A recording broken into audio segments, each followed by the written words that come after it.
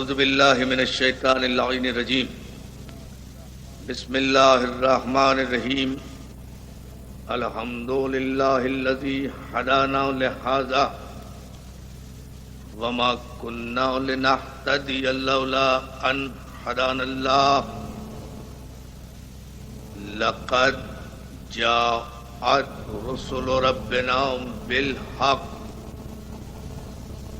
والصلاة والسلام وتحیت والاکرام علی سید اسلم ما فی الوجود سر اللہ فی کل موجود نقطۃ دائرۃ الوجود صاحب لواء الحمد والمقام المحمود سیدنا الممجد المصطفى الامجد المحمود الاحمد ابی القاسم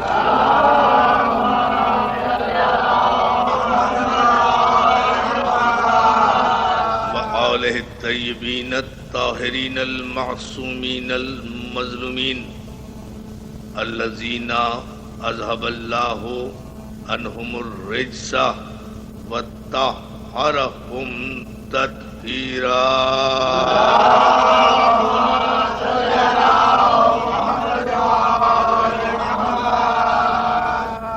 اما بعد فقد قال حق سبحانہ وتعالی فی محکم کتابہ الحکیم وهو اصدق الصادقین وقول الحق یا ایہا الذین آمنوا اتقوا اللہ وکونوا مع الصادقین. صلوات.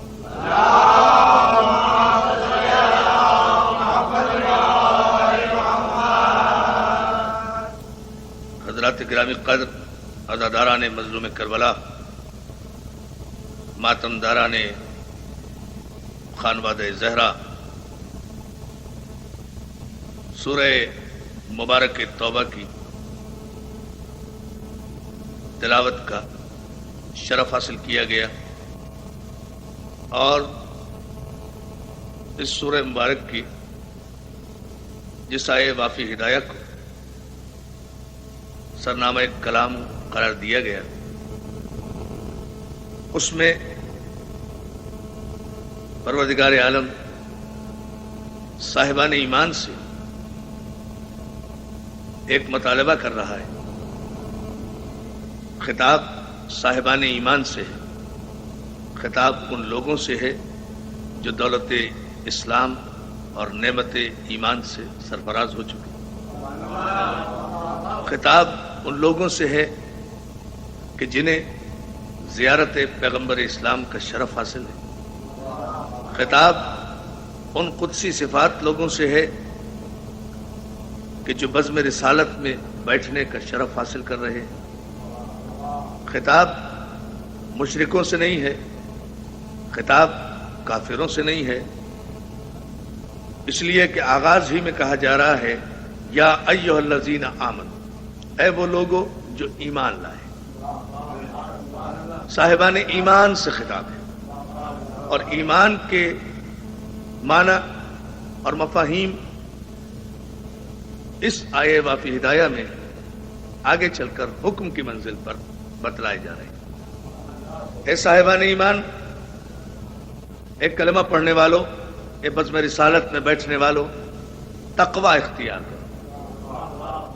یا ایھا الذین آمنوا اتقوا اللہ، تقوی اختیار کرو.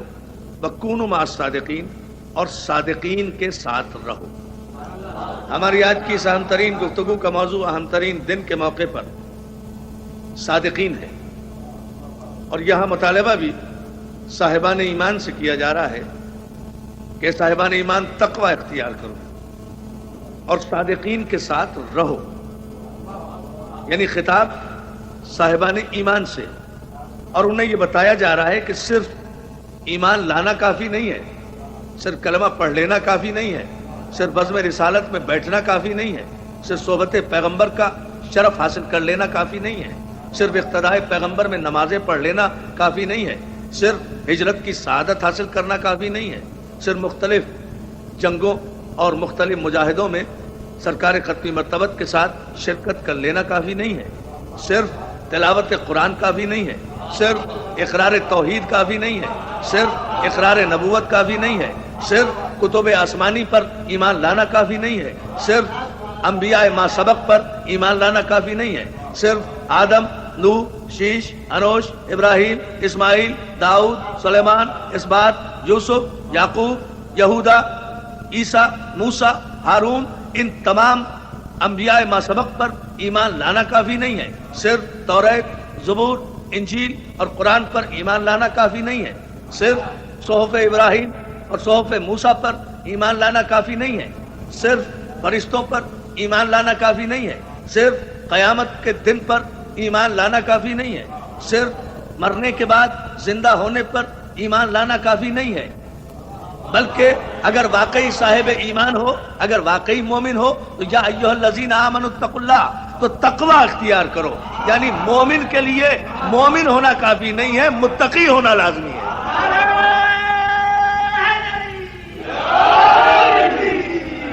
صلوات بھیجیں محمد آل پہ، یہ بنیادی بات ہے۔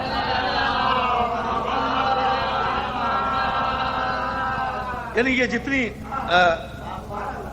جتنے اشارے اور جتنی بنیادی باتیں آپ کی سماعت کی نظر کی گئیں، قرآن مجید کی اس آیت کی روشنی میں یہ سب کچھ کافی نہیں ہے۔ پروردگار چاہتا ہے کہ صاحبان ایمان تقوی اختیار کریں۔ اب سوال صرف یہ پیدا ہوتا ہے کہ تقوی کیسے آتا ہے؟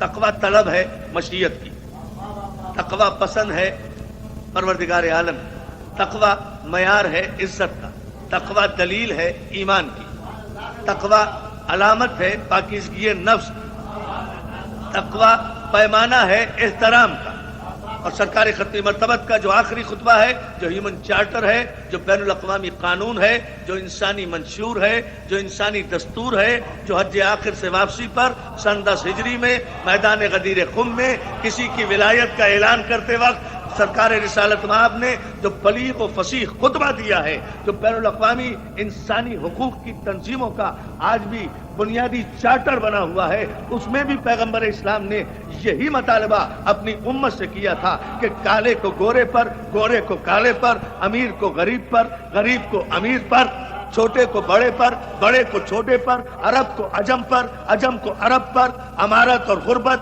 یہ سب پیمانے نہیں ہیں، یہ کوئی میزان نہیں ہے عزت اور احترام اور بڑائی اور چھوٹائی کا، بلکہ سرکار رسالت مآب نے قیامت خیز اعلان کیا انسانی بلندی کا کہ یہ کوئی پیمانہ نہیں ہے کہ کون بڑا ہے، کون چھوٹا ہے، کون امیر ہے، کون غریب ہے، کون آقا ہے، کون غلام ہے، کون کالا ہے، کون گورا ہے، کس کا پسینہ خوشبودار ہے، کس کا پسینہ بدبودار ہے۔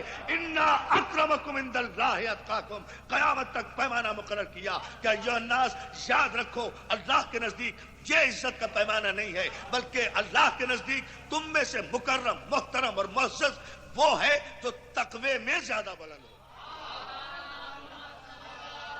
یہ بنیاد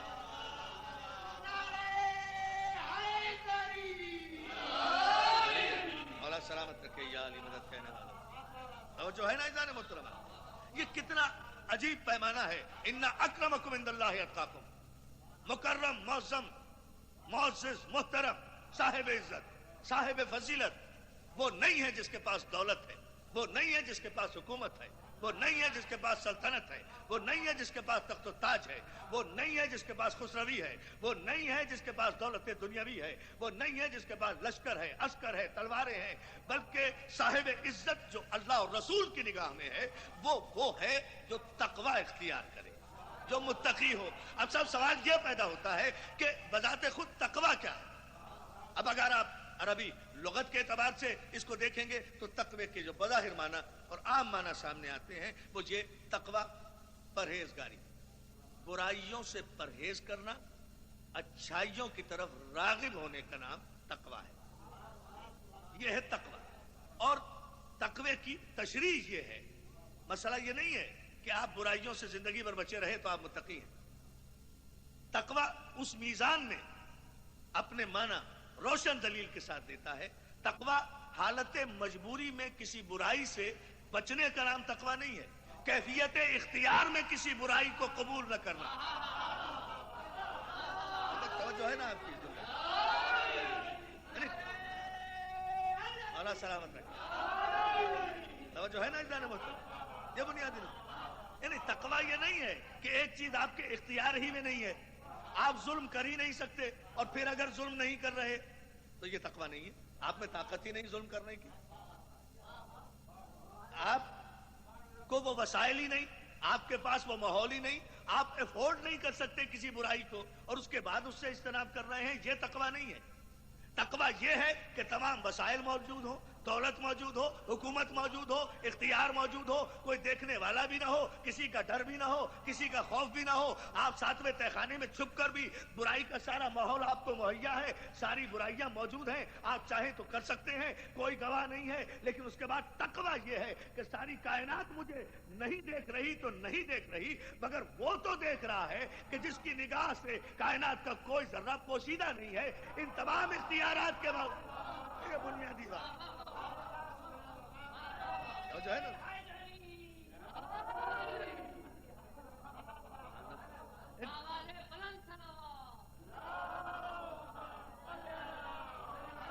یہ تقویٰ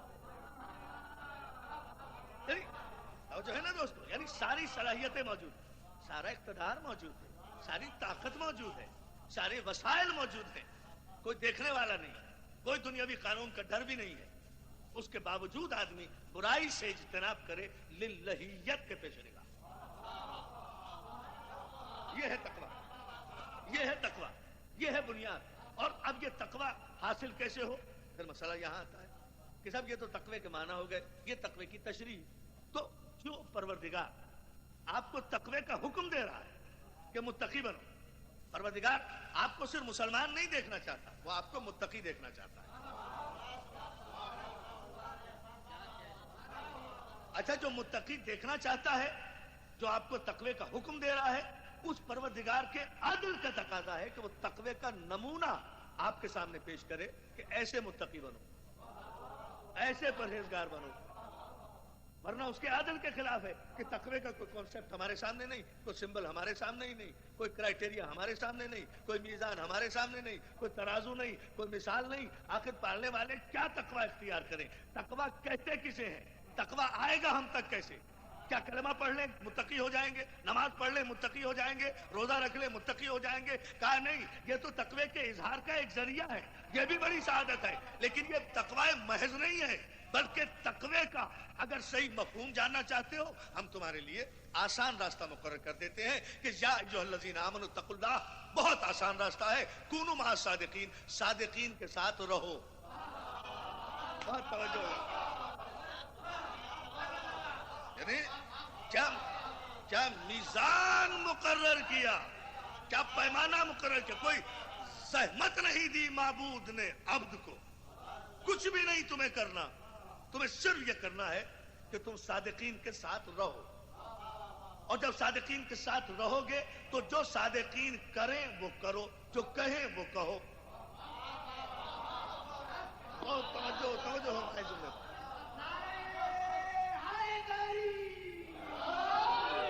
سلامات بھیج دیں بابا جب بلند محمد. اور جو ہے تو کیوں بنیاد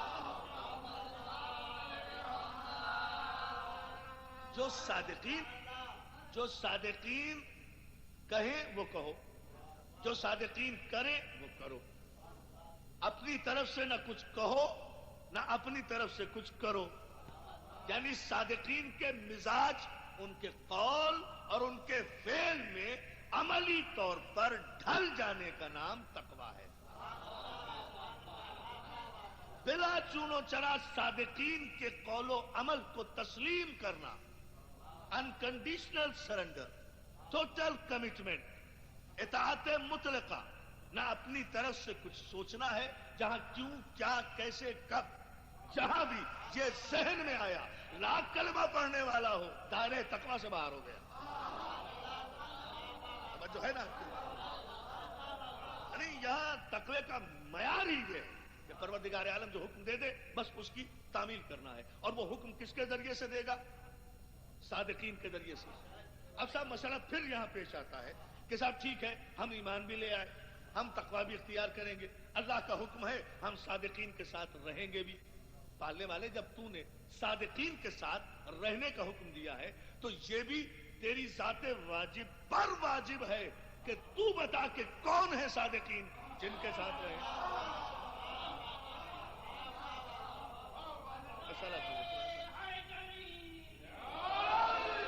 اللہ آپ کو سلامت رکھے.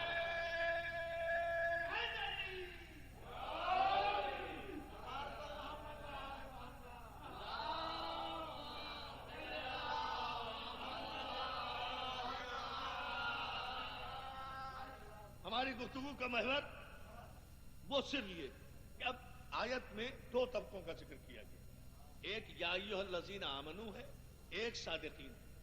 دو طبقے ہیں, ایک صاحبان ایمان ہے اور ایک صادقین ہے. اقلی طور پر تسلیم کرنا پڑے گا, منطقی طور پر ماننا پڑے گا کہ یہ دونوں برابر نہیں ہیں. صاحبان ایمان اور ہیں, صادقین اور ہیں. اسٹیٹس میں, منزلت میں یہ دونوں برابر نہیں ہیں. صاحبان ایمان اور ہیں, صادقین اور ہیں. صاحبان ایمان اور ہیں, صادقین اور ہیں. صاحبان ایمان پر واجب ہے کہ وہ صادقین کے ساتھ رہیں, صادقین پر لازم نہیں ہے کہ وہ مومنین کے ساتھ رہیں.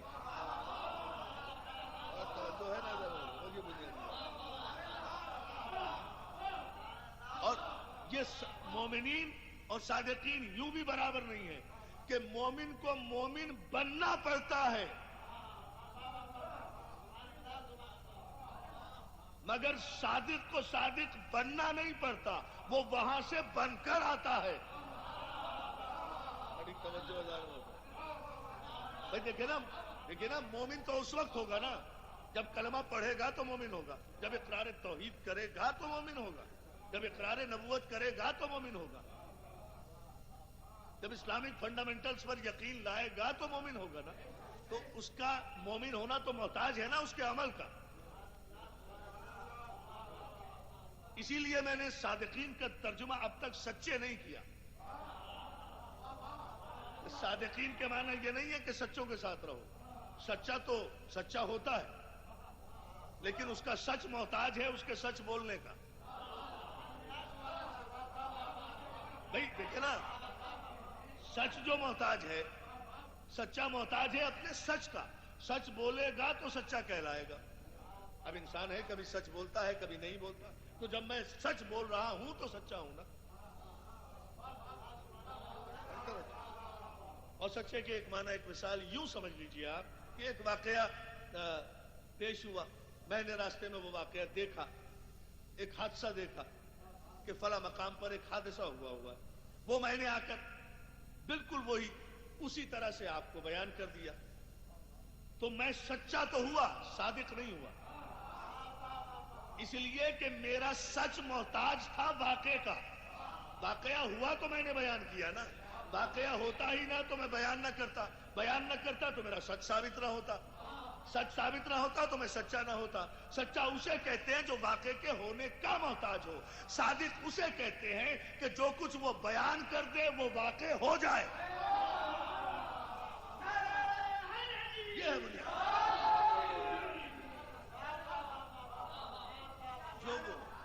جو وہ بیان کر دے وہ بات ہو جائے. اللہ کو ساتھ. اسی لیے پروردگار عالم نے یہاں معیار مقرر کیا, یا ایھا الذین آمنوا اتقوا اللہ وکونوا مع الصادقین. صاحبان ایمان تقوی اختیار کرو, تقوی اختیار کرو, صادقین کے ساتھ رہو. تو صاحبان ایمان اور ہیں, صادقین اور ہیں. صاحبان ایمان اور صادقین برابر نہیں ہیں. صاحبان ایمان کی ذمہ داری ہے کہ وہ اپنا ایمان ثابت کرنے کے لیے صادقین کے ساتھ رہیں.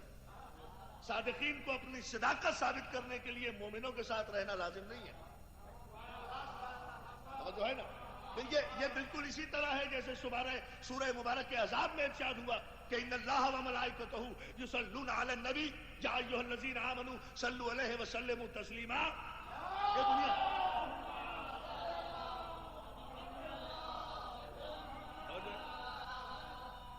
جیسے سورہ مبارک کے عذاب میں ارشاد ہوا اللہ اور اس کے فرشتے درود بھیجتے ہیں محمد و آل محمد پر. اللہ نے پہلے یہ کہا کہ ہم تو درود بھیجتے ہی ہیں, ہمارے فرشتے بھی درود بھیجتے ہیں. یا ایھا الذین آمنوا, اے صاحبان ایمان تم بھی درود بھیجو محمد و آل محمد پر جیسا بھیجنے کا حق ہے. یعنی پروردگار عالم نے آل محمد پر درود کو بندوں پر واجب کرنے سے پہلے اپنی ذات پر بھی واجب کیا، اپنے فرشتوں پر بھی واجب کیا، اور وہ اس لیے واجب کیا کہ بندے یہ نہ سمجھیں کہ آل محمد ہمارے درود بھیجنے کے محتاج ہیں۔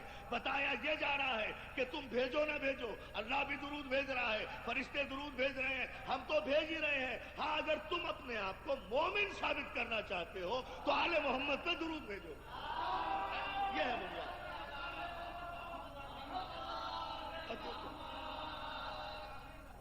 جو ہے نا بڑی عجیب منزل ہے۔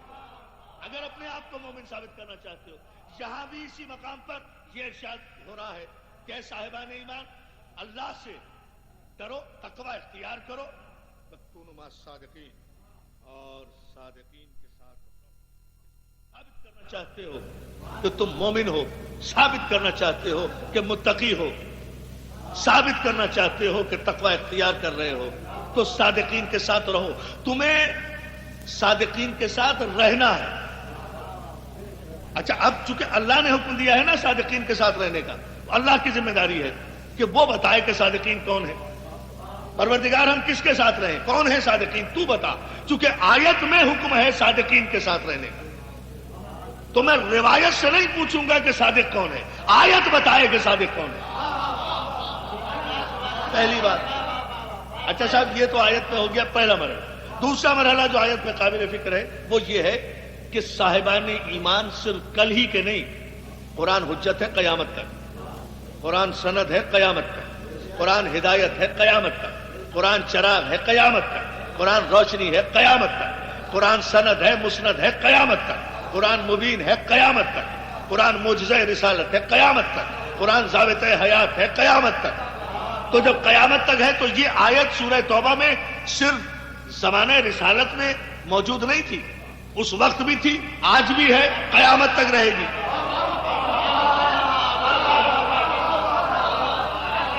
بڑی توجہ دوستو اس جملے کو، یہ آیت کل بھی موجود تھی، آج بھی موجود ہے، قیامت تک رہے گی۔ تو صاحبان ایمان کل بھی تھے، آج بھی ہیں، قیامت تک رہیں گے۔ تو صاحبان ایمان پر کل بھی واجب تھا کہ وہ صادقین کے ساتھ رہیں، آج بھی واجب ہے کہ وہ صادقین کے ساتھ رہیں، قیامت تک واجب ہے کہ وہ صادقین کے ساتھ رہیں۔ تو اگر صادقین صرف محمد رسول اللہ کے زمانے تک تھے اور ان کے بعد صادقین نہیں رہے، ہم جیسے گناہگار ہو گئے، تو آیت معطل ہو جائے گی، حجت تمام نہیں ہوگی۔ اللہ پر واجب ہے کہ وہ قیامت تک صادقین کی حیات کا بندوبست کرے، اس لیے کہ اگر مومن قیامت تک جائے گا تو من جانب اللہ صادق بھی قیامت تک ضروری ہے، ہدایت ضروری ہے، سلامت ہے۔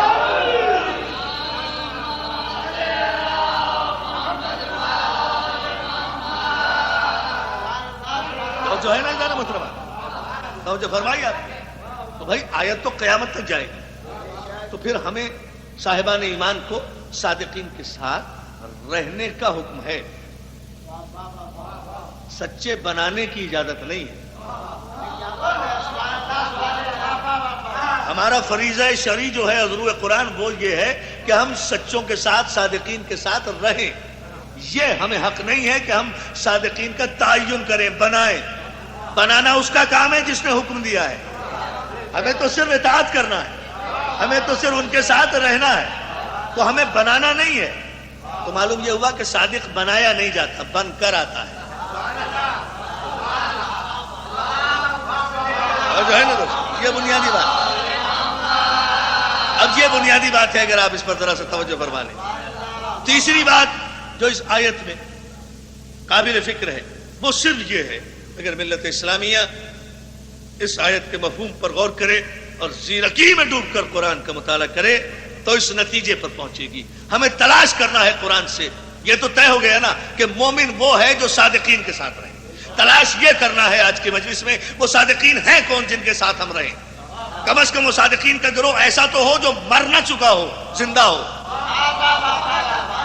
جو کسی دور میں بھی نہ مرا ہو، ورنہ جس دور میں بھی صادقین کے گروہ کی کوئی فرد کو آپ نے مردہ تسلیم کر لیا، اسی دور میں آپ کو آیت کی موت کا اعلان کرنا پڑے گا۔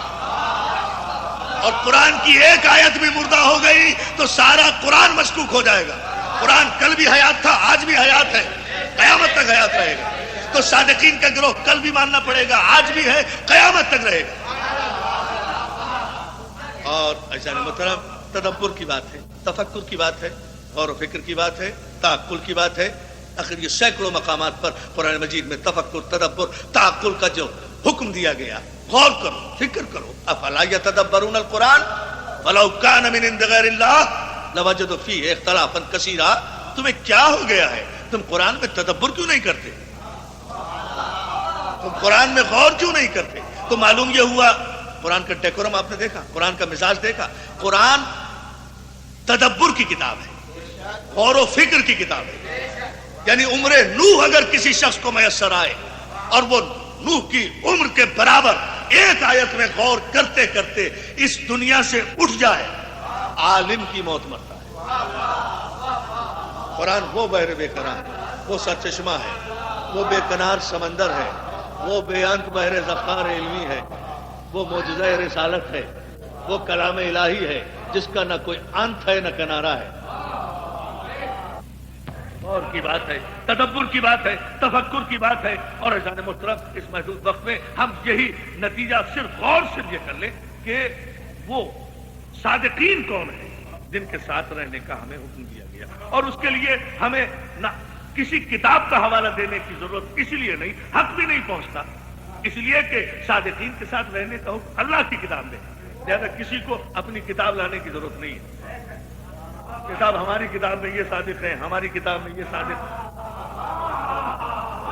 بات ہے صرف اللہ کی کتاب، تو پوری تفصیل میں جانے کی ضرورت نہیں. یہ پروردگار عالم کا فریضہ ہے کہ وہ معبود حقیقی اس لیے کہ اس نے خود اعلان کیا وہ عادل ہے. لا یکلف اللہ نفسا الا وسعها. اللہ کسی نفس کو اس کی طاقت سے زیادہ تکلیف نہیں دیتا. تو اگر اس نے ہم پر یہ تکلیف شرعی عائد کی ہے کہ ہم صادقین کے ساتھ رہیں، مالک تو بتا، پروردگار تو بتا، تو بتا کہ صادقین کون ہیں، پھر ان کے ساتھ ہم رہیں. پھر ہماری ذمہ داری ہے پہلے تو بتا کہ کون ہے وہ صادقین. تو ظاہر ہے جب پروردگار بتائے گا تو کسی حدیث کی کتاب میں تو بتائے گا نہیں. پروردگار جب بتائے گا تو اپنی ہی کتاب میں بتائے گا. تو جواب یہی آئے گا. یوں تو ہر ورق پر صادقین کے قصیدے قرآن میں بکھرے پڑے ہیں، لیکن اگر ایک آیت میں تم تدبر کر لو تو میں نے صادقین قرآن میں بتائے نہیں ہیں، قرآن میں صادقین دکھائے ہیں.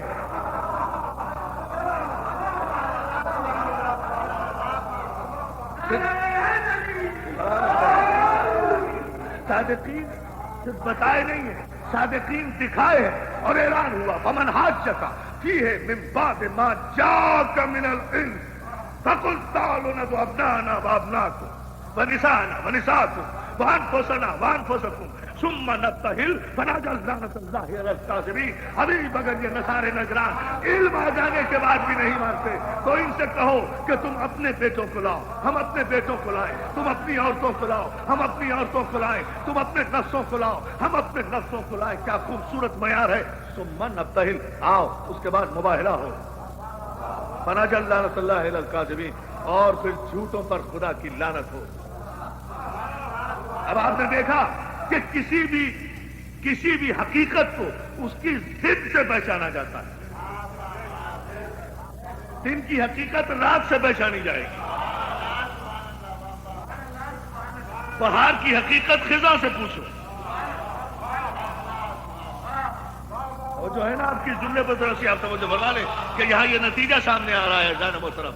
تو اب اذان محترم یہاں پیغمبر متفقہ مسئلہ ہے. تمام علماء جمہور نے بالاتفاق اس آئے مباہلہ پر لکھا کہ جب یہ آئے مباہلہ نازل ہوئی تو سرکار ختم مرتبہ ابنانا کی منزل پر حسنین کو لے کر چلے، نسانا کی منزل پر خاتون جنت کو لے کر چلے، انفسنا کی منزل پر علی مرتضیٰ کو لے کر چلے. اس انداز میں چلے کہ آگے رسالت مآب ہے، گود میں حسین ہے، انگلی پکڑے ہوئے حسن ہے، پشت نبوت پہ فاطمہ ہے، پشت فاطمہ پہ علی ہے. یعنی الظاہر عظمت خاتون جنت کہ آگے نبوت کا پہرا، دائیں بائیں امامت کا پہرا، پشت پر ولایت کا پہرا، درمیان میں صداقت کی ملکہ جا رہی ہے.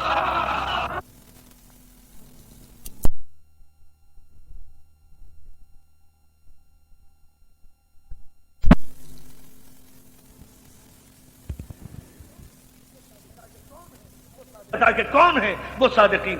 تو ظاہر ہے جب پروردگار بتائے گا تو کسی حدیث کی کتاب میں تو بتائے گا نہیں. پروردگار جب بتائے گا تو اپنی ہی کتاب میں بتائے گا. تو جواب یہی آئے گا، یوں تو ہر ورق پر صادقین کے قصیدے قرآن میں بکھرے پڑے ہیں، لیکن اگر ایک آیت میں تم تدبر کر لو تو میں نے صادقین قرآن میں بتائے نہیں ہیں، قرآن میں صادقین دکھائے ہیں۔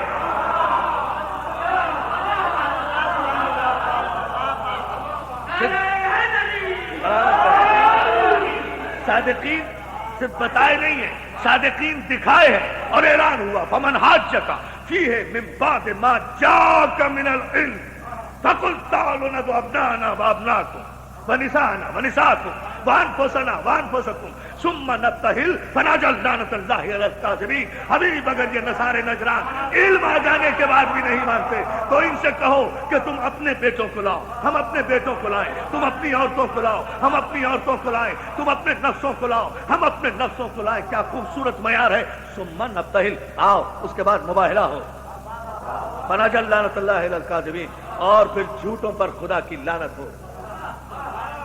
اب آپ نے دیکھا کہ کسی بھی حقیقت کو اس کی ضد سے پہچانا جاتا ہے۔ دن کی حقیقت رات سے پہچانی جائے گی، بہار کی حقیقت خزاں سے پوچھو۔ جو ہے نا آپ کی جملے پر ذرا سی آپ توجہ فرما لیں کہ یہاں یہ نتیجہ سامنے آ رہا ہے اذان محترم۔ تو اب اذان محترم یہاں پیغمبر متفقہ مسئلہ ہے، تمام علماء جمہور نے بالاتفاق اس آئے مباہلہ پر لکھا کہ جب یہ آئے مباہلہ نازل ہوئی تو سرکار ختم مرتبت ابنانا کی منزل پر حسنین کو لے کر چلے، نسانا کی منزل پر خاتون جنت کو لے کر چلے، انفسنا کی منزل پر علی مرتضیٰ کو لے کر چلے، اس انداز میں چلے کہ آگے رسالت مآب ہے، گود میں حسین ہے، انگلی پکڑے ہوئے حسن ہے، پشت نبوت پہ فاطمہ ہے، پشت فاطمہ پہ علی ہے، یعنی الظاہر عظمت خاتون جنت کہ آگے نبوت کا پہرا، دائیں بائیں امامت کا پہرا، اس پر ولایت کا پہرا، درمیان میں صداقت کی ملکہ جا رہی ہے۔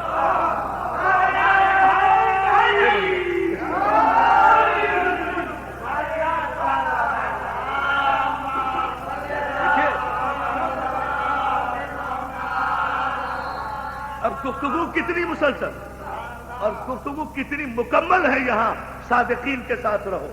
پروردگار عالم نے حکم دیا حبیب ان سے کہو کہ تم اپنے بیٹوں کو لاؤ، ہم اپنے بیٹوں کو لائیں، تم اپنی عورتوں کو لاؤ، ہم اپنی عورتوں کو لائیں، تم اپنے نفوس کو لاؤ، ہم اپنے نفسوں کو لائیں۔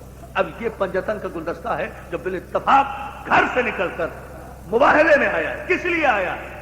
جھوٹوں پر لعنت کرنے کے لیے۔ کون کرے گا جھوٹوں پر لعنت؟ جو خود صادق ہوگا۔ اور دوستو تاریخ نے متفقہ طور پر یہ جملہ لکھا، اپنے اور پرائے، بیگانوں نے، اپنوں نے، سب نے یہ بالاتفاق تحریر کیا کہ یہ جلالت مآب گلدستہ صداقت رسالت مآب کی قیادت میں جب نصارے نجران کے سامنے پہنچا ہے تو جو مباہلے کے لیے آئے تھے ان کے لیڈر نے، ان کے پوپ نے، ان کے حقل نے نورانی چہرے دیکھ کر اپنے ساتھیوں کو منع کیا، خبردار پیچھے ہٹ جاؤ، ان کے مقابلے پہ نہ آنا، ان سے مباہلہ نہ کرنا، ان سے مباہلہ نہ کرنا۔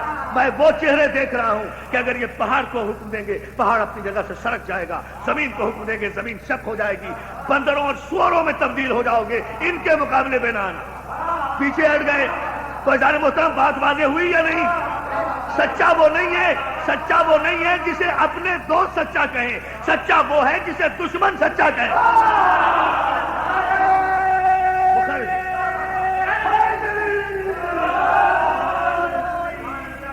جو ہے نا دوستو، یہ ہے صداقت والی۔ اور سامنے آیا کون تھا صاحب مباہلے میں؟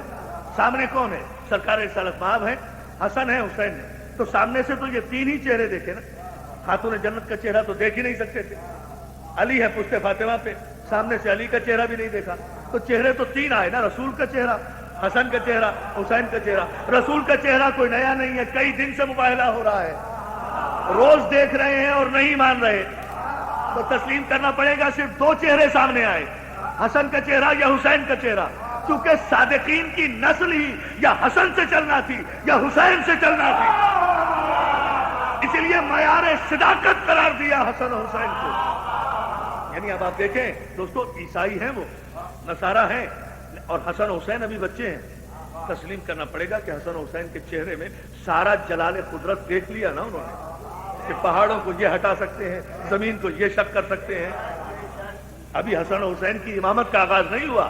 ابھی رسول جیسا نانا بھی موجود ہے اور علی جیسا بابا بھی موجود ہے، بطول جیسی ماں بھی موجود ہے، لیکن چہرہ صداقت مآب ہے، حسن کا بھی حسین کا بھی. تو تسلیم کرنا پڑا نا کہ سچا بنتا نہیں ہے، بن کر آتا ہے. اس کے لیے سر و سال کی قید نہیں ہے. تو دوستو اب بات واضح ہو گئی. اللہ نے کہا صاحبان ایمان تقوی اختیار کرو، صادقین کے ساتھ رہو. اور یہ وہ آیت ہے کہ جس کی تشریح اور تفسیر میں آج تک ملت اسلامیہ کے درمیان کوئی اختلاف نہیں ہے.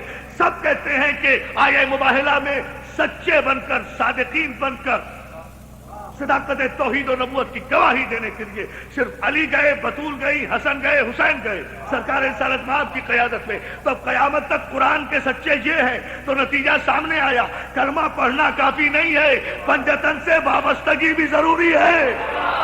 ان کے ساتھ رہو. نتیجہ یہ سامنے آیا.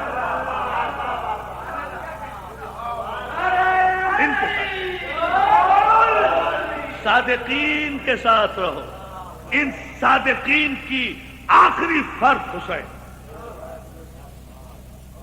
صادقین کی آخری فرد، پنجتن کی آخری فرد حسین، جس کے صلب سے ابھی 9 صادقین آنے ہیں. وہ حسین جس کی نسل طاہرہ سے صادقوں کا سلسلہ قیامت تک قائم رہنا ہے. وہ حسین جو پروردہ آگوں سے رسالت ہے.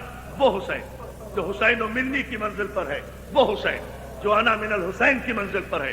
وہ حسین جو سیدہ شباب اہل الجنہ کی منزل پر ہے. وہ حسین جو جزو رسالت ہے. وہ حسین جو والعصر کی تفسیر ہے. وہ حسین جو سورہ کوثر کا سرنامہ ہے. وہ حسین جو سورہ دہر کا تاج ہے. وہ حسین جو سورہ فجر کا سورج ہے. وہ حسین جو شہادت کا قائد اعظم ہے. وہ حسین جو شہادتوں کے قافلوں کا قافلہ سالار ہے. وہ حسین جو دین کی بنیاد ہے. وہ حسین جو بنا لا الہ ہے. وہ حسین جو فخر کعبہ ہے. وہ حسین جس کی قرآن نے تلاوت کی ہے. وہ حسین جو نازش رسول ہے. وہ حسین جو 3 شعبان کو اس دنیا میں تشریف لایا. وہ حسین جسے ماں نے ارمانوں سے پالا. وہ حسین جو شرافت خون ابو طالب کی دلیل ہے. وہ حسین جو فخر عبد المطلب ہے. وہ حسین جو نسل اسماعیل ہے. وہ حسین جو نازش ابراہیم ہے. وہ حسین جو خواب ابراہیم کی تعبیر ہے. وہ حسین جو مصطفیٰ کی نبوت کا وکیل ہے. وہ حسین جو محافظ قرآن ہے. وہ حسین جو نجات دہندہ انسانیت ہے. وہ حسین جو نجات دہندہ انسانیت ہے. دوستو کربلا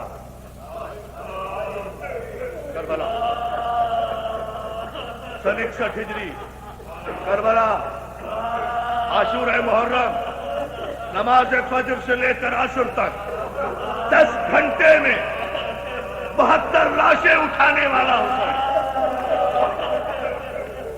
مطالبہ ہو رہا ہے یزید کی طرف سے بیعت کا. دوستو مسئلہ صرف بیعت کا نہیں تھا. آج عاشور کے دن اور شام غریبہ کی خصوصیت سے یہ جملہ ملت اسلامیہ ضرور سنے. مسئلہ صرف بیعت کے سوال کا اور اس کے جواب کا نہیں تھا. مسئلہ یہ تھا کہ یزید نے اعلان کیا تھا. کوئی نبی نہیں تھا، کوئی رسول نہیں تھا، کوئی وحی نہیں آئی تھی، کوئی قرآن نہیں تھا. سب چپ تھے یزید کے اعلان پر. ایک ابو طالب کا شریف خون تھا جو انگڑائی لے کے اٹھا. یزید تجھے کس بے وقوف نے یہ کہہ دیا ہے کہ نبوت لاوارث ہوتی ہے؟ میں کربلا کے میدان میں ثابت کروں گا کہ میرا نانا رسول تھا، رسول ہے، رسول رہے گا. قرآن برحق تھا، برحق ہے، برحق رہے گا. یزید یہ میں جانتا ہوں کہ میرا کچھ نہیں بچے گا،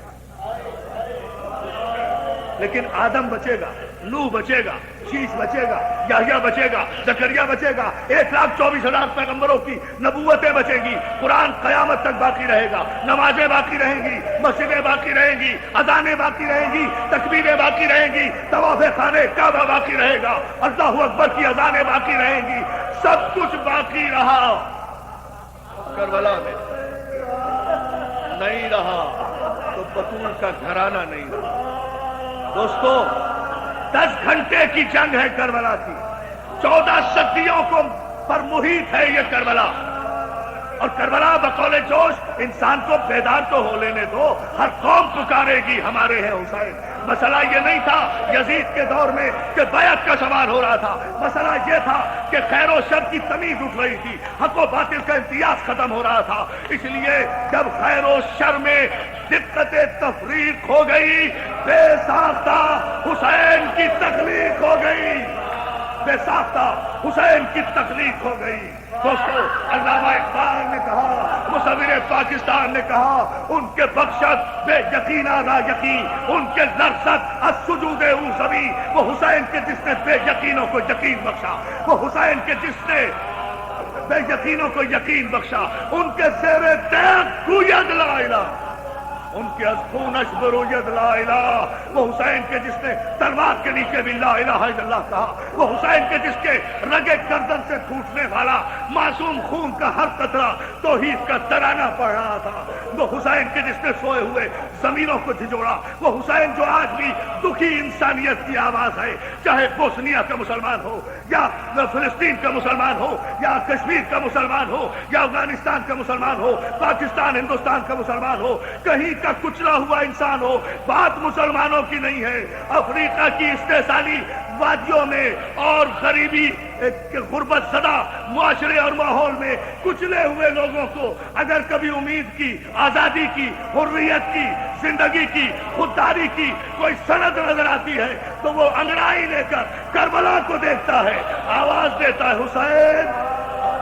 जब चंद दकीक़े और मैंने ज़हमत कमान की, जब किसी दिल ने किसी गम में कहा आए हुसैन, जब किसी दिल ने किसी गम में कहा आए हुसैन, दूर तक आलम गुर्बत में नजर आए हुसैन, दूर तक आलम गुर्बत में नजर आए हुसैन। दोस्तों, मुझे ये जुमला कहने की इजाजत दीजिए, मुझे ये जुमला कहने की। एक हिंदुस्तानी मुफक्किर डॉक्टर जगन्नाथ आजाद एक अजीब जुमला कहता है, गैर मुस्लिम है लेकिन उसने ये जुमला लिखा कि मैंने करबला का वाकया पढ़ा, अब्बास की शहादत भी पढ़ी, अकबर की शहादत भी पढ़ी, और मोहम्मद खून में नहाए, मेरे दिल ने तस्लीम कर लिया, कासिम का लाशा पामाल हो गया, मैंने मान लिया। मगर ये हिंदू मुफक्किर कहता है सारी करबला मेरी समझ में आ गई, लेकिन एक 6 महीने का बच्चा और उसकी शहादत मेरी समझ में नहीं आई, मेरे फलसफे ने दम तोड़ दिया, मेरी फिक्र की तनाबें टूट गई। डॉक्टर जगन्नाथ आजाद कहते हैं मेरी समझ में नहीं आया, मैं करबला समझ नहीं सका, बेसाख्ता मैंने कलम तोड़ दिया कि क्या ऐसे दुश्मन भी इंसान कहलाने के मुस्तहिक हैं जिन्होंने इतने छोटे बच्चे को तीर मारा, जिस बच्चे को यह भी पता नहीं था कि तीर खाकर हंसना है या रोना है। ये करबला की अजीम शहादत, ये करबला की आखिरी शहादत, करबला की आखिरी शहादत खूने अली असगर को चेहरे पर मरा, खेमागाह में तशरीफ लाए, असगर की शहादत की इत्तला किस तरह दी? रबाब जी मौला रबाब। दोस्तों, एक जुमला मुझे कहने की इजाजत दीजिए। हुसैन अकबर का लाशा भी खेने में लाए और मोहम्मद के लाशे भी लाए, कासिम की लाश भी उठाकर गठरी में बनाकर लाए, लेकिन किसी माँ को उनकी शहादत की इत्तला देने के लिए हुसैन को मुश्किल मरहले से नहीं गुजरना पड़ा। अली असगर की माँ को असगर की शहादत की खबर देने से पहले हुसैन को कहना पड़ा रबाब जी मौला। रबाब तू मुझे क्या समझती है? रबाब हाथों को जोड़ के कहते मौला आप फर्जंदे रसूल हैं, आप मेरे इमाम हैं, आप मेरा सुहाग हैं, आप मेरे वारिस हैं, आप मेरे आका हैं। कहा नहीं, तू मुझे समझती क्या है? मौला आप इमाम हैं, हुज्जत खुदा हैं। हुसैन कहते अच्छा तो मुझे इमाम मानती है ना? जी मौला इमाम मानती हूँ। कहा बस मैं इमाम बन के कसम खा रहा हूँ, यकीन कर ले कि तेरा बच्चा मर गया।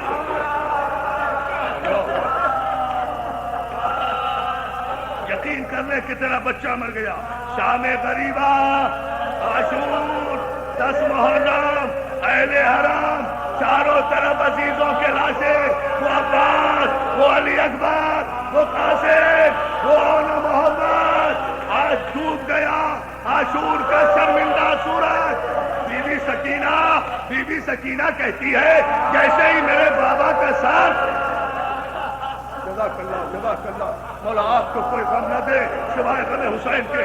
جیسے ہی میرے بابا کا سر نوکے نیزہ پہ بلند ہوا، شمر اپنے ہاتھ میں نیزہ لیے ہوئے اور کچھ فوجیوں کو لیے ہوئے ہمارے خیموں کی طرف بڑھا. مسلمانوں نے ہمارے خیموں میں آگ لگا. آپ نے جملہ سنا دادا؟ مسلمانوں نے ہمارے خیموں میں آگ لگا دی. وہ بی بی سکینہ کہتی ہے عزادارو خدا تمہاری بچیوں کو سلامت رکھے. آج تمہارے گھروں میں اندھیرا ہے نا، تھوڑی دیر کے لیے اندھیرا کر لیا، خاک پر بیٹھے ہوئے ہو، ہاں روشنی نہ کرنا. یہ شام غریبہ میں ہم اپنے گھروں میں اندھیرا اس لیے کرتے ہیں. شہزادی زینب جب تیرے سر سے چادر اتر گئی تو روشنی کی ضرورت کیا ہے؟ سورج مر کیوں نہیں جاتا؟ لیکن عزادارو مجھے 2-4 جملے کہنے کی اجازت دے. اجزاکم اللہ، اللہ آپ کو کوئی غم نہ دے سوائے غم حسین کے. عزادارو ہو گیا اندھیرا، آ گئی رات، ڈوب گیا سورج، چل گئے خیمے. علماء مقاتل نے لکھا کہ چاروں طرف سے خیموں میں ایسے آگ لگائی گئی کہ حسین کے 44 چھوٹے چھوٹے یتیم بچے مچھلیوں کی طرح تڑپ کر خیمے سے باہر نکلے. اللہ اکبر. مولا آپ کو کوئی غم نہ دے. دوستو بی بی سکینہ کون؟ حسین کی 4 برس کی بچی سکینہ. عزادارو اولاد والو، آج کی شب میں، آج شام غریبہ ہے، اپنے بچوں کو پیار نہ کرنا، اپنی بچیوں کو آج محبت کی نظر سے نہ دیکھنا.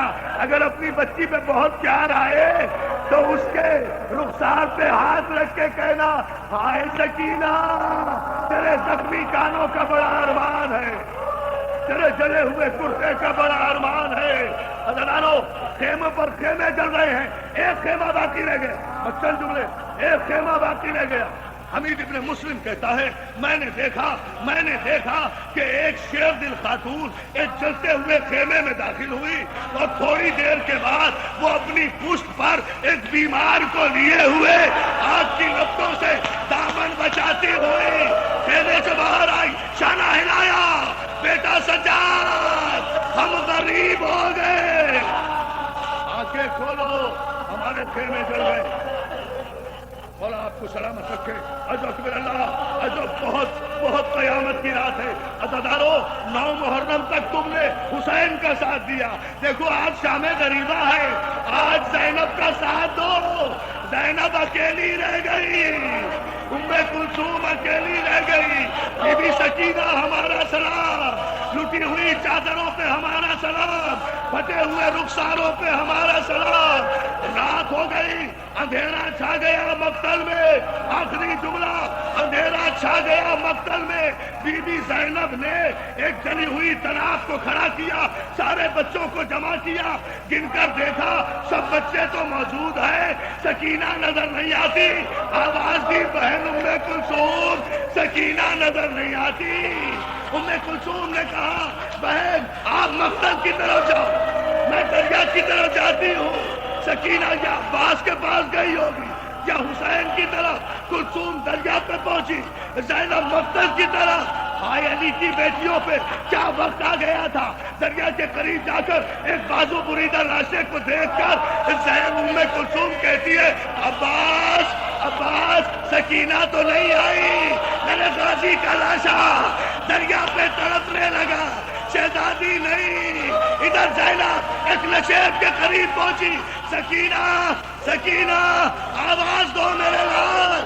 عزادارو جب نشیب کے قریب شہزادی زینب گئی، نشیب کے ایک لاشے پیسر سے آواز آئی زینب آہستہ بولو، آہستہ بولو، سکینہ میرے سینے پہ سو رہی ہے. حسین سکینہ یہاں تک کیسے آ گئی؟ زینب قریب پہنچی، سکینہ کو اٹھایا. بی بی لاش کی پہچان تو سر سے ہوتی ہے، اس اندھیرے جنگل میں باپ کو پہچانا کیسے؟ سکینہ کہتی ہے خود بھی اماں جب میرے کرتے کے دامن میں آگ لگی، میرے کان زخمی ہوئے، شمر نے تماچے مارے، میں بابا بابا کہہ کر دوڑتی جنگل میں جا رہی تھی کہ اس نشیب سے ایک لاشے کی آواز آئی الیہ بنیا، سکینہ آجا، سکینہ